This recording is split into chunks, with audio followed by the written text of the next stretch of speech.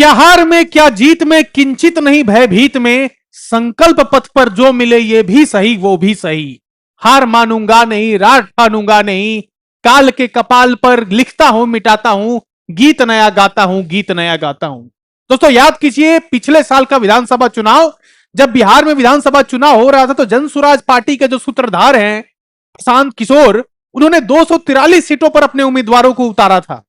जिस तरीके से इनके आत्मविश्वास को देखा जा रहा था, ऐसा लग रहा था कहीं ना कहीं कुछ ना कुछ सीटें तो ये जरूर जीत पाएंगे, लेकिन 243 सीटों पर इनको मिला क्या? तो डबल जीरो, यानी कि शून्य के साथ, खाता भी नहीं खुला, शून्य इनको मिला। दोस्तों कोई और व्यक्ति रहता तो शायद हार जाता, मायूस हो जाता, आत्मविश्वास गिर जाता, लेकिन जो गिरता है और उठ जाता है तो ध्यान रखना उसको कोई रोक नहीं पाता है।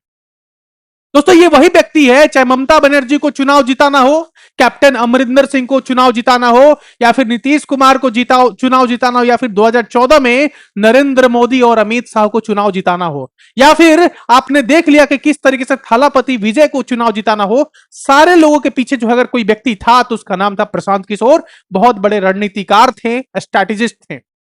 लेकिन जिस तरीके से 2025 में इनकी हार होती है, उसके बाद से इनके सामने एक बहुत बड़ी चुनौती होती है कि किस तरीके से बिहार में अपने आप को ये खड़ा कर पाएंगे, किस तरीके से लोगों पर अपना भरोसा दिला पाएंगे कि मैं एक काबिल व्यक्ति हूं जिस पर आप भरोसा दिखा सकते हैं।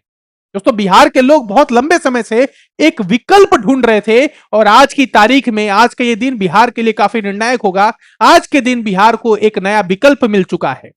भारतीय जनता पार्टी के अलावा बिहार में लोगों के पास कोई विकल्प नहीं था, आरजेडी के अलावा लोगों के पास कोई विकल्प नहीं था। आज तीसरा विकल्प बनकर निकला है जन सुराज पार्टी और प्रशांत किशोर। पिछले साल के विधानसभा चुनाव में प्रशांत किशोर ने खुद कोई चुनाव नहीं लड़ा, और चुनाव ना लड़कर उन्होंने अपने घोड़ों पर दांव आजमाया, सारे कैंडिडेट्स को उतारे, लेकिन एक भी कैंडिडेट जो है सीट नहीं जीत पाया। अच्छे अच्छे लोगों को उतारा, बढ़िया बढ़िया लोगों को उतारा, लेकिन कोई भी सीट नहीं जीत पाया। बहुत बड़ी हार थी, बहुत बड़ी हार थी। एक व्यक्ति जो पिछले 3-4 सालों से लगा हुआ था, उसके लिए ये एक बहुत बड़ा सेटबैक था। जो बहुत सारे चुनाव को जिता चुका था, उसके लिए एक सीट भी नहीं जीतना, विधानसभा में एक व्यक्ति का नहीं पहुंचना, ये एक बहुत बड़ी हार थी। लेकिन आज प्रशांत किशोर ने उन सारी हारों को दरकिनार कर कर अपना खाता खोल दिया है। ये कहते हैं ना कि भारतीय जनता पार्टी भी एक समय था जब उनके पास एक सीट थी। भारतीय जनता पार्टी भी एक समय था, भारतीय जनसंघ कहा जाता था उस समय, उनके पास 3 सीटें हुआ करती थी। 303 से लेकर 400 तक का जो है आंकड़ा कैसे उन्होंने छुआ, इसकी एक लंबी कहानी है। आज बिहार ने एक नया, एक तरीके से कह सकते हो कि एक नया बीज बोया है, और इस बीज जो बोया है, ये जब पेड़ का रूप लेगा, ये जब फल देगा, तो बिहार के लोगों को बहुत अच्छी चीजें मिलेंगी। तो प्रशांत किशोर के बारे में 2-3 चीजें आपको बता देता हूं। प्रशांत किशोर ने बांकीपुर सीट, जो कि बिहार के पटना में आता है, वहां से इलेक्शन कॉन्टेस्ट किया बिहार विधानसभा का। सारी जानकारी दूंगा, वीडियो को जरा अंत तक देखिएगा ताकि आपको सारी चीजें समझ में आएंगी। मैं ये भी बताऊंगा आपको कि कौन से ऐसे कारण थे जिसके वजह से बीजेपी हार गई, कौन से ऐसे कारण थे जिसकी वजह से प्रशांत किशोर जीत गए। और इस जीत को समझना हमारे लिए काफी ज्यादा जरूरी है, क्योंकि प्रशांत किशोर आम व्यक्ति नहीं है। यह बांकीपुर सीट आम सीट नहीं था। अगर यह आम सीट होता तो इसकी चर्चा नहीं होती। मैं दतिया की भी बात करने वाला हूं। दतिया विधानसभा उपचुनाव में, मध्य प्रदेश के दतिया में किस तरीके से बीजेपी हारती है और लंबे मार्जिन से हारती है, इन दोनों सीटों की चर्चा करूंगा। हालांकि गुजरात में जो उपचुनाव हुआ है वहां पे बीजेपी जीत गई है। 3 जगह उपचुनाव थे, गुजरात में, मध्य प्रदेश में और बिहार में। गुजरात में बीजेपी जीती है, मध्य प्रदेश में बीजेपी हार गई, और पटना में, बांकीपुर में बीजेपी हार गई। सबसे पहले आपको समझना होगा कि ये जो प्रशांत किशोर जी हैं, ये कौन से पार्टी से आते हैं? तो जन सुराज पार्टी से आते हैं। और जन सुराज जो पार्टी है वो लगातार 3 से 4 वर्षों तक लगातार जो है इसने पद यात्रा किया, पूरे बिहार में घूमे ये लोग, और घूम घूम कर अपना प्रचार प्रसार किया। इनके जो है मुख्य जो है, अगर आप देखोगे तो 3 मुद्दे हैं। एक तो है इनका रोजगार, यानी कि इंप्लॉयमेंट पे ये लोग बात करते हैं, जॉब्स पे बात करते हैं। दूसरा इनका जो मुद्दा है वो है एजुकेशन, एजुकेशन पे ये लोग बहुत ज्यादा बात करते हैं। और तीसरा जो मुद्दा है वो है हेल्थ। और प्रशांत किशोर जो सबसे ज्यादा अगर किसी बात पर चर्चा करते हैं तो वो है माइग्रेशन, यानी कि पलायन, यानी कि बहुत सारे स्टूडेंट्स हों, बहुत सारे लेबर्स हों, बहुत सारे वर्कर्स हों जो बिहार को छोड़कर दूसरे प्रदेश में जाकर काम करते हैं। उनका जो है एक बहुत बड़ा मुद्दा बिहार में इन्होंने चलाया। और सबसे पहले अगर किसी व्यक्ति ने बिहार में इसको मुद्दा बनाया है तो प्रशांत किशोर ही थे। मुख्य रूप से इनकी 3 मांगे थी, इंप्लॉयमेंट, एजुकेशन और हेल्थ। इसी का मुद्दा बनाकर इन्होंने अपने राजनीतिक कैरियर की शुरुआत की। इनके राजनीतिक कैरियर को अगर आप देखोगे, इनके भाषणों को अगर आप सुनोगे, तो इसमें हिंदू मुसलमान, ऊंच नीच, इन सब की बातें जो है आपको देखने को नहीं मिलेंगी। मुख्य रूप से इंप्लॉयमेंट, रोजगार, एजुकेशन और हेल्थ, और बिहार जो पिछड़ा राज्य है एक, उसको आगे लाने की बात की जाती है। इसीलिए इनका नारा जो है, अगर आप सुनोगे, नारा क्या है, तो जय बिहार का नारा देते हैं ये लोग। इनके जितने भी कार्यकर्ता हैं वो जय बिहार का नारा देते हैं। मैं आपको सारी चीजें डायमेंशन समझाऊंगा, पहले आप बैकग्राउंड आप समझ लीजिए। जन स्वराज पार्टी जो है 2025 में जो है विधानसभा का चुनाव लड़ती है, लेकिन एक भी सीट नहीं जीती है। कितने आते हैं? 00 इनके आते हैं, एक भी सीट नहीं जीती। अच्छे अच्छे कैंडिडेट होते हैं, लेकिन कोई भी जो है जीत नहीं पाता है। अब समझिए यहां पे अब होता क्या है, आपको एक बात जाननी पड़ेगी। वो महत्वपूर्ण बात क्या है कि ये जो बांकीपुर सीट है, ये जो बांकीपुर सीट है हमारा, यहां पे ध्यान से समझिए, ये जो बांकीपुर सीट है, बांकीपुर बांकीपुर सीट से एक व्यक्ति जो चुनाव लड़े थे 2025 में, उनका नाम था नितिन नवीन। अभी जो नितिन नवीन है, ये वहां से जो है विधानसभा का चुनाव लड़े, और विधानसभा का चुनाव लड़ने के बाद बहुत ही अच्छे मार्जिन से वहां पे जीत भी गए थे। लेकिन जीतने के बाद दिक्कत क्या हुई? दिक्कत यह हुई कि नितिन नवीन को बना दिया गया बीजेपी का वर्किंग प्रेसिडेंट बनाया गया, पहले कार्यकारी अध्यक्ष, और फिर बाद में ये पूरी तरीके से भाजपा के प्रेसिडेंट बन गए। तो भाजपा के जब ये प्रेसिडेंट बन जाते हैं, तो एक विधायक भाजपा का प्रेसिडेंट हुई, अच्छी बात नहीं है, थोड़ा कद जो है नीचा हो जाता है। इसलिए नितिन नवीन को वर्किंग प्रेसिडेंट जैसे ही ये बनते हैं, इनको राज्यसभा में भेजने की तैयारी की जाती है, और ये चले जाते हैं राज्यसभा। और राज्यसभा जब ये चले जाते हैं, तो ये जो बांकीपुर का जो सीट है, ये हो जाता है खाली, वैकेंट हो जाता है। अब जब कोई भी सीट वैकेंट होता है, चाहे कोई व्यक्ति इस्तीफा दे दे, अपने पद से इस्तीफा दे दे, उसकी मृत्यु हो जाए, या फिर किसी कारणवश जो है अपनी सीट को छोड़ता है, तो वहां पे उपचुनाव कराया जाता है। यानी कि जिसको बोलते हैं हम लोग बाई इलेक्शन। क्या कहते हैं? बाई इलेक्शन कहते हैं। अब इस बाई इलेक्शन में अगर आप देखा जाए, इस बाई इलेक्शन में अगर आप देखा जाए, तो जब इस बाई इलेक्शन की घोषणा की गई चुनाव आयोग की तरफ से, तो अलग अलग पार्टियों ने अपने अपने उम्मीदवार उतारे। सबसे पहले जन स्वराज पार्टी ने बोला कि भाई, इस बार जो है प्रशांत किशोर यानी कि पी के खुद इस इलेक्शन में कॉन्टेस्ट करेंगे। यानी कि 2025 में जब विधानसभा का चुनाव हुआ था, उस समय प्रशांत किशोर ने खुद चुनाव नहीं लड़ा था, उन्होंने लड़वाया था सबको, अपने कैंडिडेट्स को चुनाव लड़वाया था, खुद चुनाव नहीं लड़ा था। इस बार उन्होंने जिम्मेवारी ली कि भाई इस बार जो है हम इस सीट से खुद चुनाव लड़ेंगे। दूसरा अगर आप देखेंगे तो भारतीय जनता पार्टी ने जो है पहले अभिषेक जी को जो है अपना उम्मीदवार बताया, और कुछ एलिगेशन लगे, बहुत सारे उनके आरोप प्रत्यारोप लगे। उसके बाद से अभिषेक ने अपना जो है नॉमिनेशन वापस ले लिया। अभिषेक ने जब अपना नॉमिनेशन वापस ले लिया, तो वहां पे जो है नीरज को जो है उम्मीदवार बनाया गया, नीरज जी को उम्मीदवार बनाया गया। फिर आप चले जाइए यहाँ पे आरजेडी को तो आरजेडी ने रेखा गुप्ता को जो है अपना उम्मीदवार बनाया। तो ये जो मुख्य जो तीन पार्टियां हैं, मुख्य तो दो ही पार्टी है, बीजेपी और आरजेडी और जेडीयू। तो जेडीयू तो यहाँ पे उम्मीदवार नहीं उतारेगी, क्योंकि अलायंस में है बीजेपी के साथ, तो बीजेपी ने अपना उम्मीदवार उतार ही दिया, आरजेडी ने अपना उम्मीदवार उतार दिया, जन स्वराज पार्टी ने अपना उम्मीदवार उतार दिया, और भी बहुत सारे कैंडिडेट जो है यहाँ पे इंडिपेंडेंट या फिर कोई छोटी मोटी जो पार्टियां है वहां से जो है कंटेस्ट कर रहे थे। लगभग जो है 20 से ज्यादा, लगभग 20 के आसपास जो है कैंडिडेट यहाँ पे इलेक्शन लड़ रहे थे। समझ में आ गई बात? अब देखिए, इस इलेक्शन की जब शुरुआत होती है, तो समझने वाली बात क्या है कि बीजेपी अपना पूरा तंत्र उतार देता है। बीजेपी पूरा तंत्र उतार देता है। ये देखिए, ये 40 लोगों की लिस्ट है। इस 40 लोगों में आपको एक से एक धुरंधर नेता देखने को मिलेंगे, जो फायर ब्रांड नेता हैं, जो स्टार प्रचारक जिनको कहा जाता है बीजेपी का। इन 40 लोगों का नाम जो है यहां पे है, और ये 40 लोग क्या कर रहे थे? प्रचार कर रहे थे। किसका? किसका? बीजेपी का। कहां पे? बांकीपुर में। और इन 40 लोगों के सामने अगर कोई व्यक्ति खड़ा था, तो उसका नाम था प्रशांत किशोर। देखिए, आपको जो रियलिटी है, जो रियल एनालिसिस है, विश्लेषण है, वही मैं समझाना चाहता हूं। ध्यान से समझिएगा। किसी पार्टी की जो है यहां पे मैं प्रवक्ता नहीं हूं कि मैं जो है किसी पार्टी का पक्ष रखूं, लेकिन कोई व्यक्ति चुनाव जीतता है और हारता है, उसके पीछे के क्या क्या डायमेंशन होते हैं, ये आपको समझना होगा। समझ लीजिए, 40 तरफ है। यहाँ पे आप पवन सिंह को देख लीजिए, रवि क्या नाम है, मनोज तिवारी को देख लीजिए, रवि किशन को देख लीजिए, एक से एक बड़े बड़े नेता। खुद नितिन नवीन जो हैं, वो पिछले 10 दिन में 3 बार पटना जा चुके हैं। नितिन नवीन वो व्यक्ति जो कि भारतीय जनता पार्टी पूरी दुनिया की सबसे बड़ी पार्टी है, उसके राष्ट्रीय अध्यक्ष हैं, वो वहां पे जाकर जो है रैली कर रहे थे। समझ में आ गई बात आपको? तो एक तरफ ये 40 लोग थे, और एक तरफ प्रशांत किशोर थे। प्रशांत किशोर ने क्या किया? मुद्दा बनाया। किन किन चीजों को मुद्दा बनाया? सबसे पहला इन्होंने मुद्दा क्या बनाया कि यहां पे जो बीजेपी का कैंडिडेट है, उसको बोलने नहीं आता है। अब नीरज कुमार को अगर आप देखोगे, उनके जितने भी भाषण को अगर आप देखोगे, स्पीचेस को देखोगे, तो आपको लगेगा कि नीरज कुमार बहुत ही अंडर कॉन्फिडेंट है। उनके सामने से उनकी बातों में कॉन्फिडेंस नहीं दिखता था। तो चूंकि कॉन्फिडेंस नहीं दिखता था, अंडर कॉन्फिडेंट थे, इसका फायदा पूरी तरीके से प्रशांत किशोर ने उठाया। उन्होंने बोला कि भाई नीरज कुमार तो बोलने ही नहीं आता। जब इस व्यक्ति को बोलने ही नहीं आता, तो बांकीपुर की ये आवाज कैसे उठाएगा सदन में, ये मुद्दा उन्होंने उठाया। दूसरा मुद्दा इन्होंने क्या उठाया, पहला मुद्दा क्या बताया कि बीजेपी का जो कैंडिडेट है नीरज कुमार, वो उसको बोलने नहीं आता। दूसरा मुद्दा क्या उठाया, रविशंकर प्रसाद एक नेता है, रविशंकर प्रसाद ने एक बयान दिया, उस बयान को तोड़ मरोड़ के चलाया गया। क्या बयान था कि बांकीपुर से अगर कुत्ता बिलार को भी, कुत्ता बिल्ली को भी अगर खड़ा कर दिया जाएगा तो बीजेपी के टिकट पे वो भी जीत जाएगा। हालांकि ये बयान सही नहीं है, लेकिन इस बयान को तोड़ मरोड़ को इस तरीके से पेश किए प्रशांत किशोर कि लोगों के मन में यह बात बैठ गई कि बीजेपी के अंदर जो है क्या आ गया है, ओवर कॉन्फिडेंस, यानी कि अति आत्मविश्वास, ओवर कॉन्फिडेंस आ गया है कि बीजेपी की सीट पर अगर कोई भी चुनाव लड़ेगा तो आसानी से जीत जाएगा। समझ में आ रही है?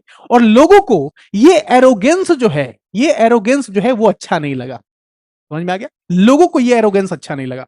सबसे महत्वपूर्ण बात क्या है, आपको यह भी जानना चाहिए कि नितिन नवीन जो है, और नितिन नवीन के उसके पहले उनके पिताजी लगातार पिछले 30 सालों से, कितने सालों से, लगभग पिछले 30 सालों से जो है वहां पे लगातार चुनाव जीत रहे थे।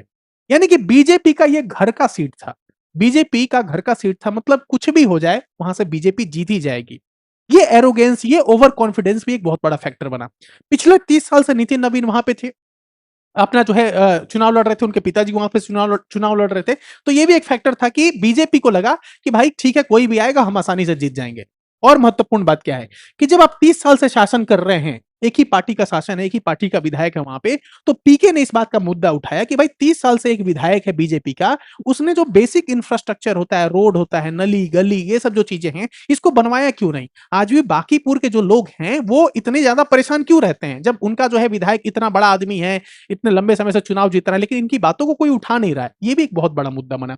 अगला मुद्दा क्या, अगर आप देखोगे तो बांकीपुर वो सीट है जहां पे सबसे ज्यादा आपको स्कॉलर, पढ़े लिखे लोग, इंटेलिजेंट लोग, है ना, बुद्धिजीवी लोग, ये आपको देखने को मिलेंगे। बांकीपुर के लोग वैसे नहीं है जो मतलब चाहे वो आप उच्च नीच का भाव रख दो, हिंदू मुसलमान का भाव रख दो, ये सब जो है मुद्दाएं जो है, मुद्दा जो है उनके सामने टिका नहीं अच्छे तरीके से। और जो प्रशांत किशोर ने मुद्दा रखा, भाई हम इंप्लॉयमेंट देंगे, हम रोजगार देंगे, हम बात करेंगे एजुकेशन की, लोगों ने पूछा कि ठीक है भाई, आप तो सरकार, आप एक सीट से कैसे ये सब कर पाएंगे? उन्होंने कहा कि भाई हम ये कर नहीं पाएंगे, लेकिन इसका आवाज तो उठा पाएंगे। प्रशांत किशोर बोलने में टॉप नॉच हैं, बोलने में बहुत अच्छे वक्ता हैं, विधानसभा में वो जाएंगे, लोगों की बात को अच्छे तरीके से रख पाएंगे। ये लोगों ने समझा कि भाई अगर विधानसभा में हमारा हमारा व्यक्ति पहुंचता है, बांकीपुर से ये पहुंचता है, तो हमारी बात अच्छे से रख पाएगा, इसलिए लोगों का आत्मविश्वास बढ़ा। अगला अगर फैक्टर मैं आपको बताऊं तो ये जो इथेनॉल का जो फैक्टर था, इथेनॉल E20 का, ये भी एक बहुत बड़ा मुद्दा बना। लोगों के अंदर जो है इसके प्रति भी असंतोष था। फिर आप देखोगे तो अगर आप चलो जाके, इथेनॉल हो गया, इथेनॉल का मुद्दा हो गया, ठीक है। फिर अगला आप जाओगे तो यूजीसी, अगर आप देखोगे बांकीपुर का, अगर आप देखोगे तो सवर्ण वहां पे आपको देखने को मिलेंगे, ठीक ठाक जो है जनसंख्या है सवर्णों का, अपर कास्ट का जनसंख्या ठीक ठाक है, जनरल कास्ट का जनसंख्या ठीक ठाक है। यूजीसी को लेकर जो बीजेपी का स्टैंड था और जिस तरीके यूजीसी का रोल बैक हुआ, इसे सवर्ण काफी ज्यादा नाराज थे। और आपको समझना होगा कि प्रशांत किशोर जो है वो फॉरवर्ड कास्ट से आते हैं, वो जो है सवर्ण जाति से आते हैं, तो सवर्णों का जो एक तरीके से वोट बैंक था उसको अच्छे से टारगेट कर पाए वो, ये आपको समझना होगा कि सवर्णों का वोट टारगेट कर पाए, क्योंकि लोगों के अंदर पहले से ही यूजीसी को लेकर असंतोष था। उस असंतोष की भावनाओं को उन्होंने जो है वोट में कन्वर्ट किया। फिर अगर आप देख लीजिए तो जो ये सीजेपी का जो प्रोटेस्ट हुआ, कॉकरोच जनता पार्टी का, और जिस तरीके से दिल्ली में पूरा प्रकरण हुआ, चाहे लाठीचार्ज हो या जितनी भी चीजें ये हुई, इसको लेकर भी लोगों के अंदर जो है एक असंतोष की भावना हुई कि किस तरीके से जो है बच्चों को मारा गया। इतना भी अगर आप देखोगे तो बांकीपुर के जो लोग हैं वो थोड़े तो प्रबुद्ध हैं, और प्रबुद्ध लोगों को थोड़ा जो है मिसगाइड करना, थोड़ा उनको जो है मिस इन्फॉर्म करना आसान नहीं होता। तो सीजेपी को लेकर भाई जो है एक बहुत बड़ा मुद्दा बना। फिर अगला अगर आप देखोगे तो जन सुराज जो पार्टी है, जन सुराज जो पार्टी है, ये एक अल्टरनेटिव जो है बनकर निकल रहा था। क्योंकि अगर आप देखो, जो बिहार में जो विपक्ष है, जो लीडर ऑफ ऑपोजिशन है, एलओपी जो है, तेजस्वी यादव, तेजस्वी यादव को अगर आप देखोगे पिछले 6 महीने में, तो उन्होंने जो है अपना महत्वपूर्ण भूमिका नहीं निभाया है।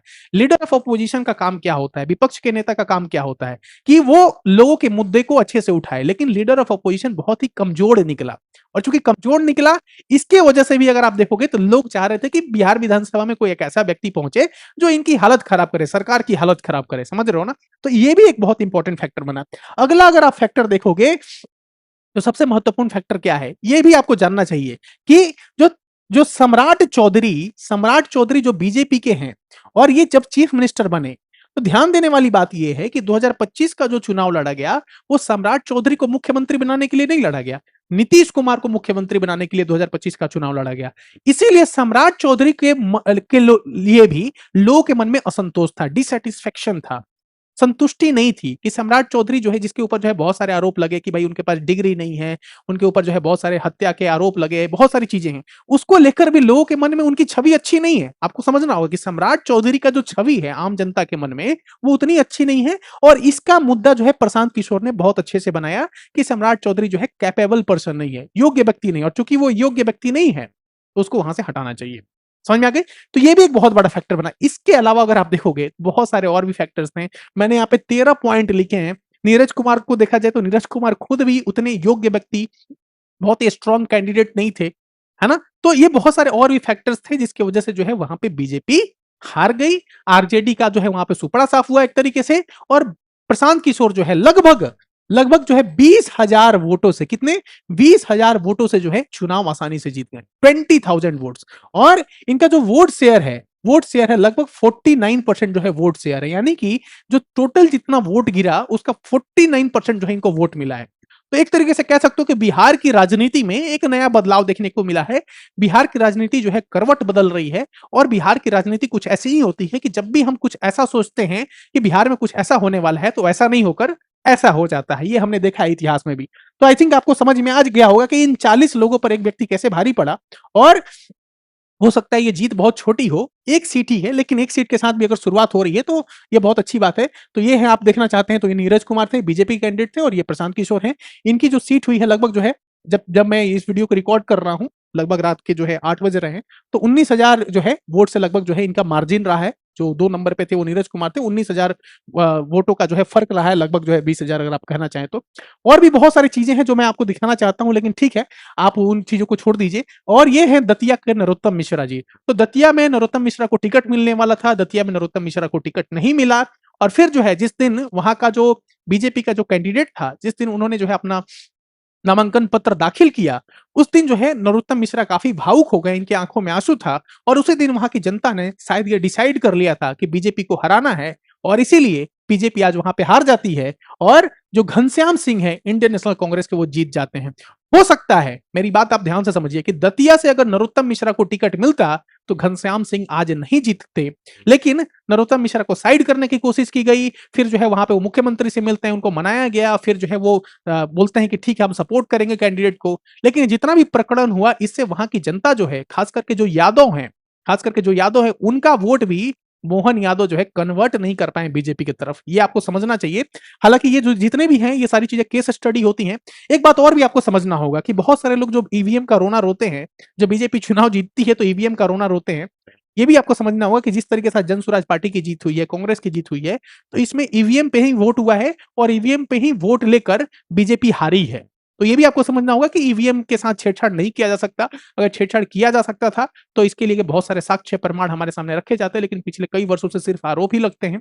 इसको लेकर कोई जो है टेक्निकल और जो है ऑथेंटिक हमारे पास जो है प्रूफ देखने को नहीं मिलता। आई थिंक आज के वीडियो में आपको समझ में आया होगा पूरे अच्छी तरीके से कि क्यों जन स्वराज पार्टी का आज खाता खुला, दतिया से किस तरीके से कांग्रेस की हार हुई, और बिहार में विपक्ष के रूप में क्या जन स्वराज पार्टी जो है एक नया चेहरा बनकर उभरेगी। प्रशांत किशोर बिहार को बदलने का जो उन्होंने सपना देख रखा है, एक तरीके से जो अपनी बातों में वो कहते हैं, क्या वो सपने को पूरा कर पाएंगे? आपके क्या विचार हैं कमेंट में जरूर लिखिएगा। कैसा लगा ये एनालिसिस कमेंट में जरूर बताइएगा। क्योंकि वीडियो काफी लंबा नहीं बना सकता, नहीं तो और भी डीप एनालिसिस हम इस पर कर सकते हैं। आपको कैसा लगा वीडियो कमेंट में जरूर बताइएगा। Take care, have a good day. जय हिंद, जय भारत दोस्तों।